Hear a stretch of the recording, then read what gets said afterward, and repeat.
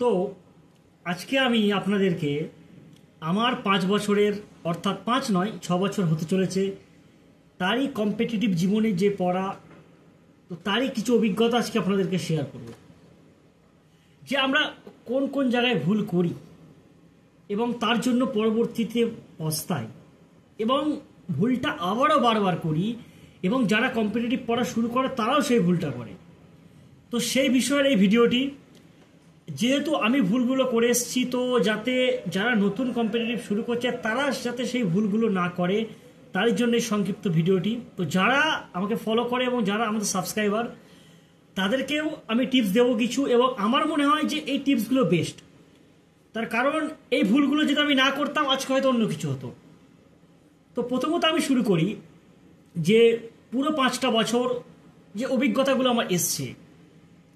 প্রথমত একটা সাবজেক্ট ভিত্তিক পড়া আপনি কমপ্লিট করে নিলে তারপরে যদি লম্বা সময় আপনি গ্যাপ দেন, তো এতটাই ভাস্ট সিলেবাস না, সত্যি বলতে আপনি ভুলে যাবেন।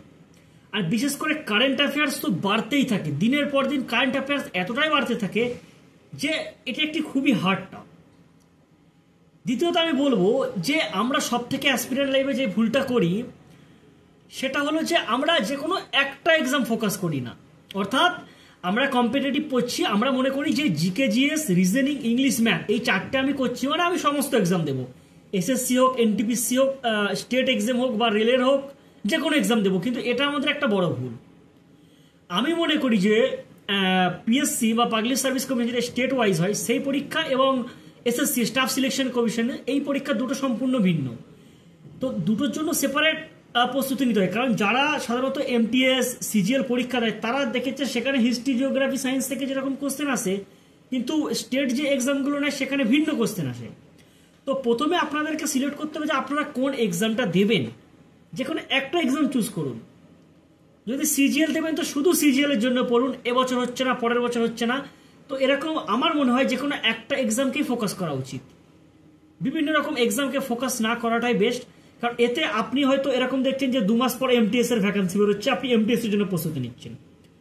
আবার তার 2 মাস পরে এমটিএস হলো না, ওয়েস্ট বেঙ্গল পুলিশের ভ্যাকান্সি বেরোলো, তার জন্য প্রস্তুতি নিলেন। সেটা হলো না, আবার রেলের ভ্যাকান্সি বেরোলো, আপনি রেলের জন্য প্রস্তুতি। এরকম করে আপনি কিন্তু একটা দিশা বিভ্রাট হয়ে যাচ্ছে আপনার। তো সেটা না করে আমার মনে হয়, আমার অভিজ্ঞতা, আমি বলতে পারবো না কার কেমন লাগে, কিন্তু আমার অভিজ্ঞতা থেকে যেটা আমি বলবো, আপনারা ওরকম না করে আপনারা যে কোনো একটা এক্সাম, কনস্টেবল বা ডাব্লিউপি, এসআই দেবেন তো কনস্টেবল আপনি অবশ্যই দিতে পারবেন, সিজিএল দেবেন তো আপনি অবশ্যই এমটিএস দিতে পারবেন। তো এরকম এক্সাম ফোকাস করা আমার মনে হয় সব থেকে বেশি উচিত। এবার তৃতীয়ত একটা বিষয় বলি আমি। তৃতীয় বিষয়টি হলো যে আমরা অনেকে আমাদের জেনারেল ডিগ্রি করার সাথে সাথে কম্পিটিটিভ পড়ি। তো এটা আমার মনে হয় যে একভাবে ঠিক, কিন্তু সত্যি বলতে সেই বছরটাকে আপনার ধরলে হবে না। কারণ আপনি যদি জেনারেল ডিগ্রি পড়ার সাথে সাথে কম্পিটিটিভ পড়েন তো আপনি জেনারেল ডিগ্রিকে সময় দেবেন না, কম্পিটিটিভের সময় দেবেন। আর এখন বর্তমানে এতটাই কম্পিটিশন, তার উপরে কাট অফ এতটাই আসছে, আর বেসিক্যালি যারা জেনারেল কাস্টের, বিশেষ করে সেন্ট্রালে, তো তাদের তো ধরা ছোঁয়ার বাইরে। কারণ আপনি যদি 1 ঘন্টা না পড়াশোনা করেন মানে আপনি লক্ষ লক্ষ স্টুডেন্ট থেকে পিছনে চলে যাচ্ছেন। আপনি দেখতে পাচ্ছেন এনটিপিসিতে গ্র্যাজুয়েট লেভেল এবং ক্লাস 2 লেভেল প্রায় 1,20,00,000 ফর্ম ফিল আপ হয়েছে। তো সে জায়গায় দাঁড়িয়ে আপনি যদি 2 দিন না পড়াশোনা করেন আপনার জেনারেল ডিগ্রি পরীক্ষার জন্য, সেক্ষেত্রে আপনি কতজনের পিছনে চলে আসছেন, ব্যাপারটা একবার ভাবুন। তো আমার মনে হয় যে জেনারেল ডিগ্রি কমপ্লিট করার সাথে সাথে অল্প করে পড়াশোনা অবশ্যই করা উচিত, তারপরে ফোকাস দিন। আর যারা পড়ছেন তো তাদের বলবো তারা ভালো করে পড়ুন, কারণ যা কম্পিটিশন, যারা হয়তো অনেকে চাকরি পাচ্ছে না তো ভাবছে তারা কি করছে, কিন্তু সত্যি আপনাকে আমি বাস্তব অভিজ্ঞতা থেকে বলছি অতটা সহজ নয় যতটা সবাই মনে করে। কারণ বর্তমানে আপনার সমস্ত স্ট্রিম থেকে, এমবিবিএস হোক, ইঞ্জিনিয়ারিং হোক, আর্টস হোক, সায়েন্স হোক, সমস্ত স্ট্রিম থেকে এক ধাক্কা লোক চলে আসছে কম্পিটিটিভ এক্সামে, যেখানে এবং পশ্চিমবঙ্গ সরকারের রিকোয়ারমেন্ট বন্ধ, পুরোপুরি পশ্চিমবঙ্গ সরকারের টিচিং লাইনের রিকোয়ারমেন্ট বন্ধ হয়ে আছে। তার ফলে তারা তো চাকরি করবে, লাখ লাখ ছেলে যে বেরোচ্ছে তারা কোন দিকে যাবে, তারা এই কম্পিটিটিভে চলে আসছে। এখানে শুধুমাত্র সরকার মুনাফা ছাড়া কিচ্ছু লাভ করছে না। একটা ফর্ম ফিল আপ করাচ্ছে, সেখানে lakh lakh form fill up হচ্ছে, তার কোনো পরীক্ষার ডেট নেই, শিডিউল নেই, কিচ্ছু নেই।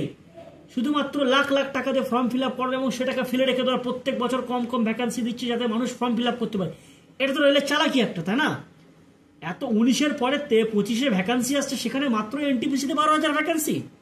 আবার বলছে প্রত্যেক বছর আমি নিয়োগ করবো, তো সামনের বছর আবার 10,000 ভ্যাকেন্সি দেবে, সেখানে আবার 1 কোটি লোক ফর্ম ফিল আপ করবে, রেলের টাকা ইনকাম, এটা তো ঠিক নয় না। মানুষ প্রস্তুতি করছে, সিরিয়াসভাবে নিতে হবে। কেন সেন্ট্রাল গভর্নমেন্ট এবং স্টেট গভর্নমেন্ট এই অবস্থা করছে? তো আমি লাস্ট এই টিপসটাই বলবো যে যারা পড়ছেন খুব ভালোভাবে পড়ুন। আর আজকের যুগে যদি ভালোভাবে না পড়েন, সত্যি বলতে চাকরি পাওয়া খুবই খুবই খুবই কঠিন। তো আপনাদেরকে আমি বারবার বলবো খুব ভালো করে পড়ুন এবং একটা এক্সামকে ফোকাস করুন অযথা। আর সব থেকে বড় কথা, আরেকটা ভুল আমরা যেটা করি, যে সেটা হলো আমরা বিভিন্ন রকম রাইটারের বই পড়ি, বিভিন্ন রকম নোট কালেক্ট করি। এটা কিন্তু ভুল। নোট আপনি একটাই কালেক্ট করুন, ঠিক আছে? যদি আপনি পিনাকেলের বই নেবেন তো পিনাকেলের বই পড়ুন না। যদি আপনার মনে হচ্ছে যে ম্যাকবুক পড়বো তো ম্যাকবুকের বই পড়ুন, তো যে কোনো একটা। বা যদি মনে হয় যে আপনি লুইসেন্ট পড়বো তো লুইসেন্ট পড়ুন, যে কোনো একটা পড়ুন, সেটাকে বারবার পড়ুন। আপনি বারবার যদি বই চেঞ্জ করেন আপনার কিন্তু অতটা সহজ হবে না। তো আপনাকে বলবো বারবার যে কোনো একটা সিরিয়াল করুন এবং এগিয়ে চলুন এবং ধৈর্য ধরে পড়ুন। যা কম্পিটিশন, আর সবার থেকে বড় কথা, যদি যেটা আমার ক্ষেত্রে প্রযোজ্য হচ্ছে যে আমি ভাবছি যে একটা পার্ট আমি ছেড়ে দেবো, একটা পার্ট আমি হালকায় নেবো, তাহলে হয়তো আমার এক্সাম ক্র্যাক হয়ে যাবে, কিন্তু একদমই নয়। রেলে ম্যাথ, রিজনিং, জিকে, জিএস মানে তিনটাতে আপনাকে তুকার হতেই হবে। আপনি যদি মনে করেন যে না ম্যাথে আমি 35টার মধ্যে বা 30টার মধ্যে আমি 10টা ঠিক করে দেবো, 20টা ছেড়ে দেবো, আপনার সিলেকশন হবে না, ঠিক আছে? তো আপনাকে কি করতে হবে না, তিনটাতেই তুকার হতে হবে, সেইভাবে প্রস্তুতি নিন না।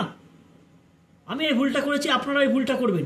অর্থাৎ যখন আপনি এমটিএস দিচ্ছেন, আপনি ভাবছেন যে ঠিক আছে আমি ইংলিশটা দেখবো না, কিন্তু না, এরকম করলে হবে না। বি সিরিয়াস নিতে হবে। সিজিএল বা সিএইচএল যে কোনো এক্সামের সমস্ত সাবজেক্টকে সমান গুরুত্ব দিতে হবে, কারণ যাকে আপনি কম গুরুত্ব দেবেন সেই আপনাকে ফেল করাবে। আর বর্তমানে যা কাট অফ আসছে আপনারা জানেন যে কাট অফ এতটা হাই এবং এত পরীক্ষার্থী, বিশেষ করে ইউপি, বিহার এসব স্টেটে এত সিরিয়াস, লাইব্রেরিতে 3টে 4টে 5টা অবধি পড়ছে, সেখানে আমরা বিভিন্ন আমোদ প্রমোদে ব্যস্ত থাকি, আমি নিজেও ব্যস্ত হয়ে থাকি। তো আমার মনে হয় না এভাবে হবে না। এই ছোট ছোট ভুলগুলো আপনাদেরকে শুধরাতে হবে এবং এগিয়ে চলতে হবে।